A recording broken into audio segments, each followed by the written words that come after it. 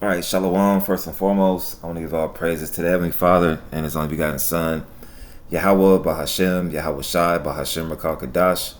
Double honor to the apostles and elders of Great Millstone, and peace, love, and salutation to you occupants pushing this truth and truth with sincerity. I'm going to start off in 1 Thessalonians 5 and verse is 1 Thessalonians 5 and 21. Prove all things, hold fast that which is good. And I find it fitting that it's so-called Hispanic Heritage Month. With you so-called Hispanics are not, that's just a proverb and a byword. You, from one of the, if your line goes back to Abraham, Isaac, and Jacob through your father, all right, you're an Israelite, all right, you're from the Issachar, from the so-called Puerto Ricans to the so-called Mexicans, along with the so-called Native American and Seminole Indians.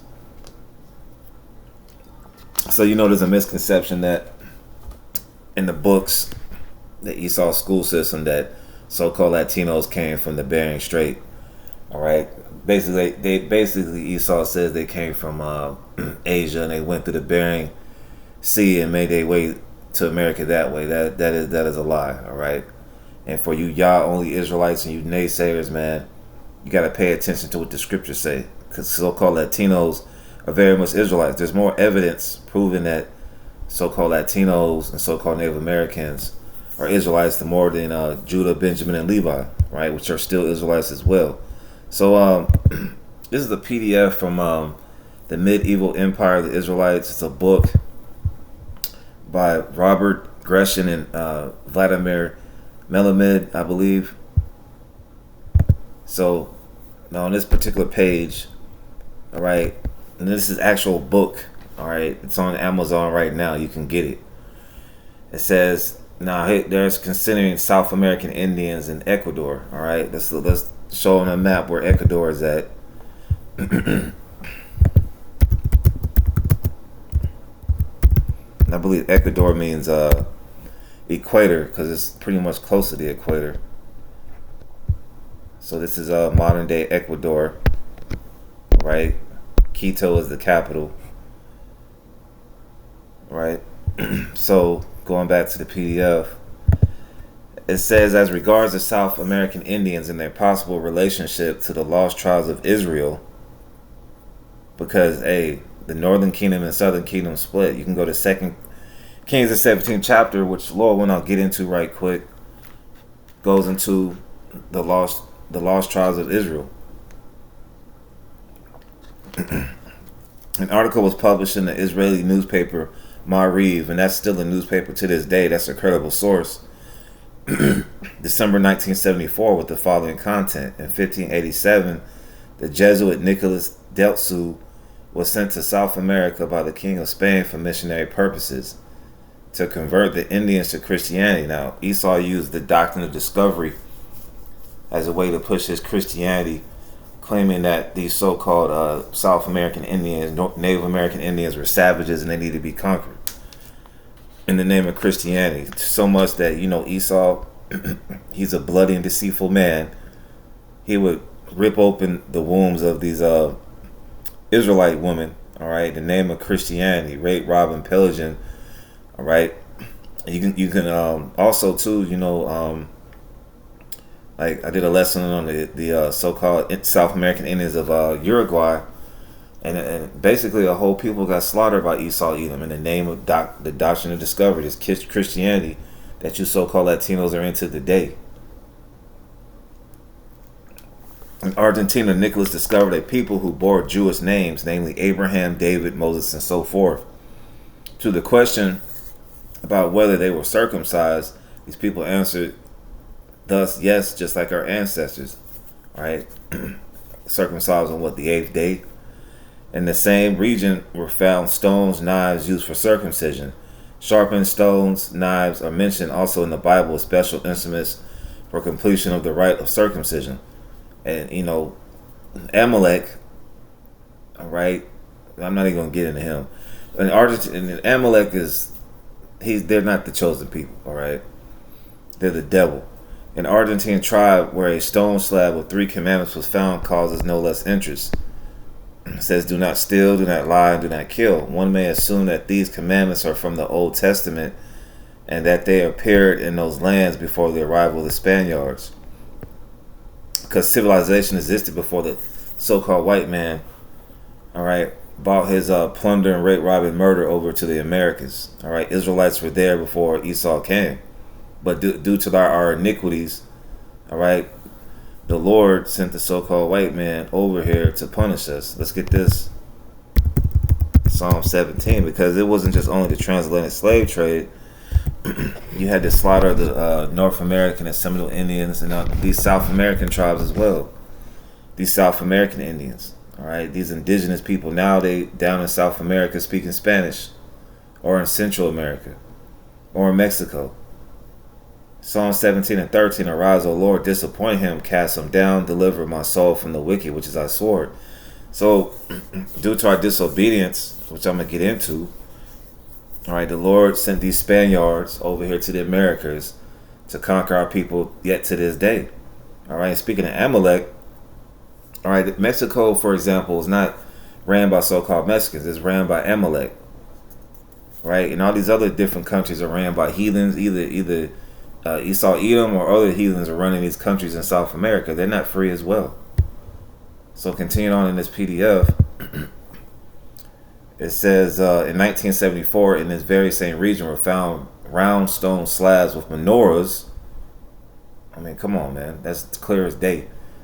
So you tell, for you naysayers out there and you pro-black Israelites, there are menorahs found, all right, when these Spaniards came in the 1500s, all right, to these South American Indians, which are Israelites. It says, with menorahs, 7-pointed candlestick on them along the sides of these menorah. In Aramaic language was the inscription Passover. The Aramaic language we recall is the language of ancient Israel. Well, the language of ancient Israel is the Paleo-Hebrew, all right?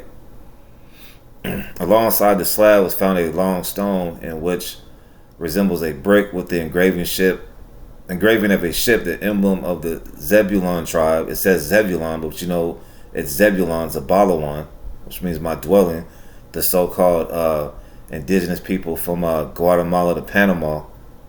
And there's, according to biblical prophecy, when you go to Genesis, the 49th chapter, they are supposed to be by the haven of the seas, which is basically in the Panama Canal region. It says, continuing on, and would engrave words of Zipporah, the name of Moses' wife, and perhaps the name of the ship. It says, scientists think that this stone is nearly 3,000 years old. It must be said that the problem of the South American Jewish Indians, they're not Jewish, all right, has been occupying minds in Europe since as early as the 17th century. The Amsterdam rabbi Manasseh ben Israel devoted many years to it. A deeply religious man, he believed that there existed on earth the mysterious sabbatical river Sambation, which is mentioned in the Talmud. Well, we don't get into the Talmud, all right? We don't get into the Talmud. So I'm gonna just skip this right here.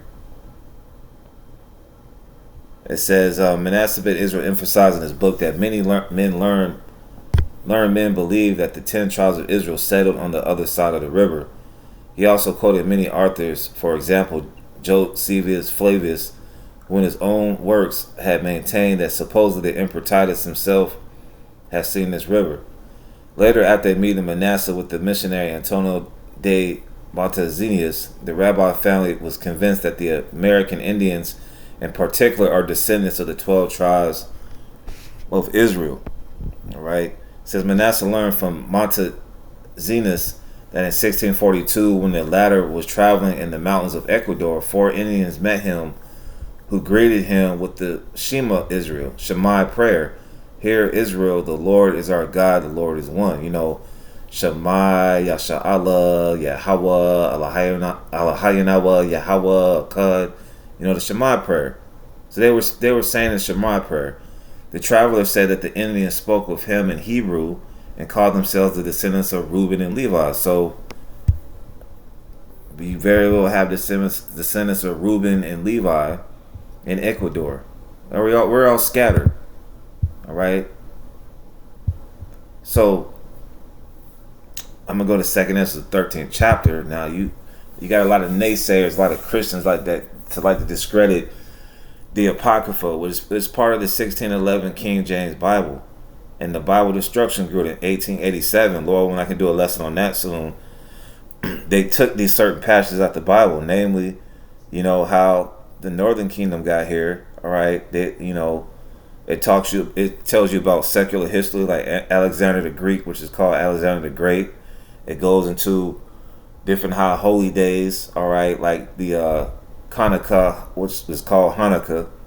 It was not even mentioned in the other the Old Testament and the New Testament. So there's validity in the Apocrypha, and that's why we use it. Now, this is 2 Ezra 13 and 40. These are the 10 tribes, as these different rabbis and these explorers, so to speak, all right, mention that these South American Indians had to be descendants of Israelites, all right, the 10 tribes. And whereas thou saw that he gathered another peaceful multitude unto him, these are the 10 tribes which was carried away prisoners out of their own land in the time of Hosea the king. And let's go to 2 Kings 17, I believe. I got it queued up. Well, no, I don't. All right, 2 Kings, 17.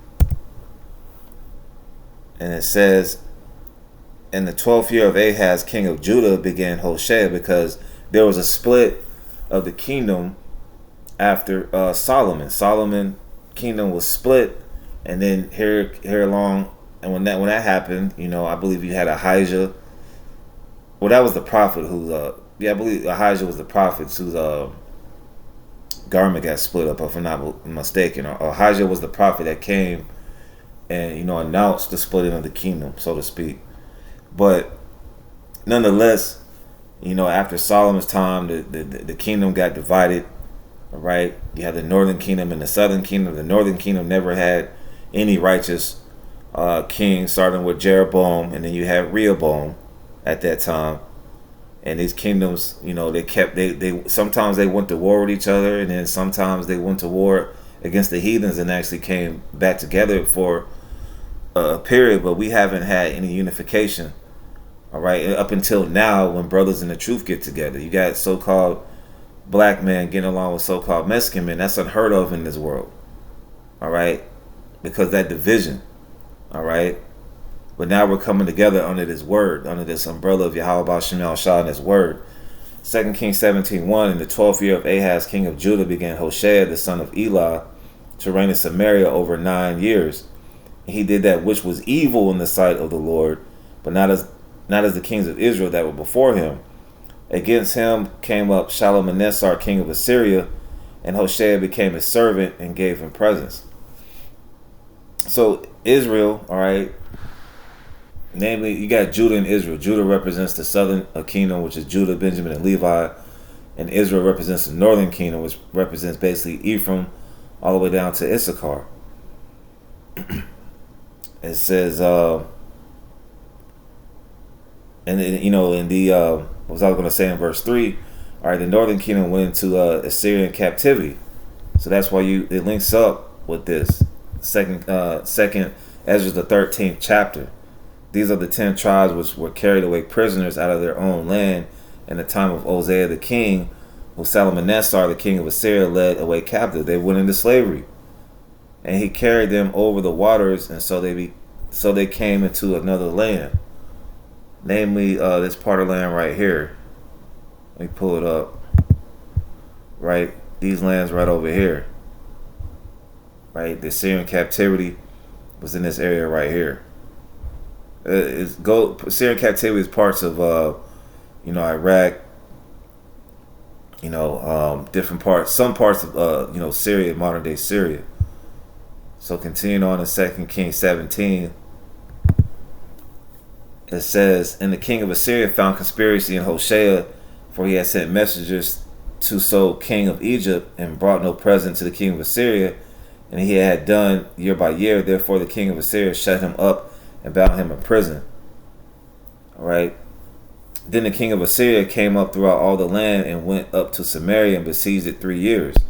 In the 9th year of Hoshea, the king of Assyria took Samaria and carried Israel away into Assyria and placed them in Halah and the Habor by the river of Gozan and in the cities of the Medes.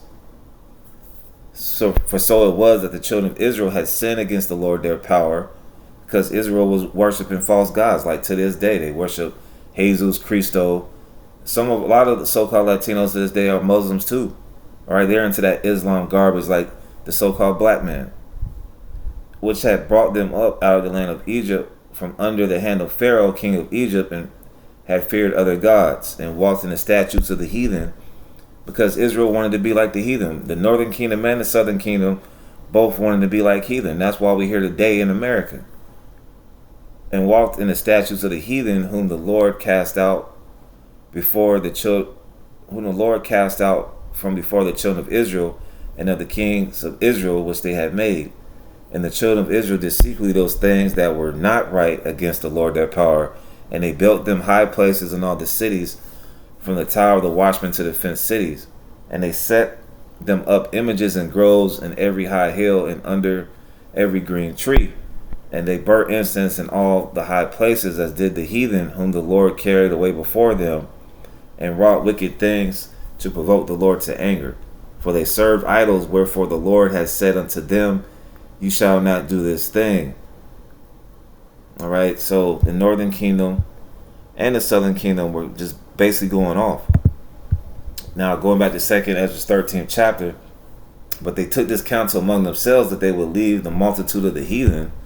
All right, they would leave the Assyrian Empire. All right, they were punished for worshiping false gods, and they got carried into this part of the land right here. This region right here. It says, but they took this counsel among themselves that they would leave the multitude of the heathen and go forth into a further country where mankind never dwelt, over here in the Americas, that they might keep their statutes, which they never kept in their own land. You can go back to 2 Kings, the 17th chapter. They ain't even keep it in their own land. They set up groves and images to false gods. It says, and they entered into Euphrates by the narrow places of the water. Now let's get that map again.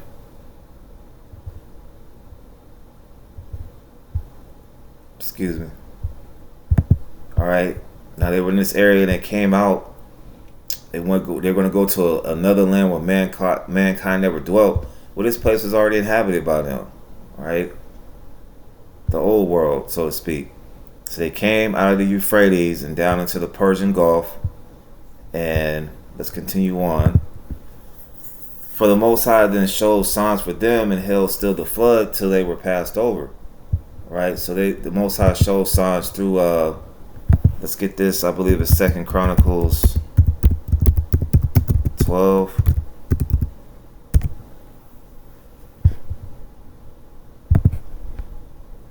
Second Chronicles 12, and I believe it's verse. Give me 1 second.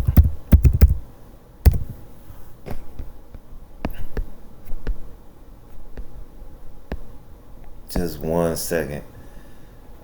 First Chronicles 12 and 32. And the children of Issachar, which were men that had understanding of the times, to know what Israel ought to do, the heads of them were 200, and all their brethren were at their commandment.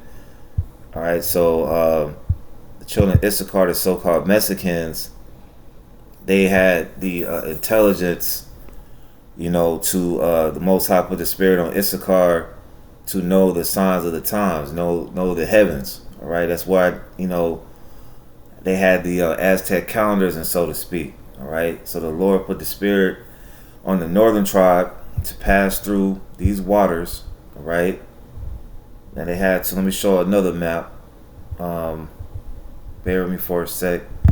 Now I got a map of Saudi Arabia and Africa. So they actually came out of Euphrates and went to the Persian Gulf, came out of here and went down the coast of Africa, all right, to the Horn of Africa, where South Africa is at, and went into the New World.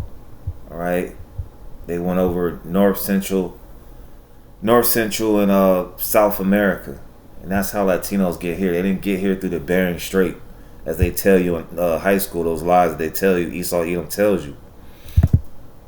Second Ezra 13 and 45. For through that country there was a great way to go, namely of a year and a half, and the same region is called Arsareth. Right, so it took them a year and a half to get from where they were in the Assyrian captivity over here to the Americas. Then dwelt they there until the latter time, yeah. North Central South America. Alright, but these so-called Indians are at, which are Hebrew Israelites. And now when they shall begin to come. So, it's basically a quick lesson through the spirit. Now you got a lot of naysayers, but you got to prove all things. So-called Latinos, so-called Native American and Seminole Indians, alright, were scattered. Now we're being joined together by the word. So, Lord willing, this lesson was edifying. And to the next time, I want to say shalom.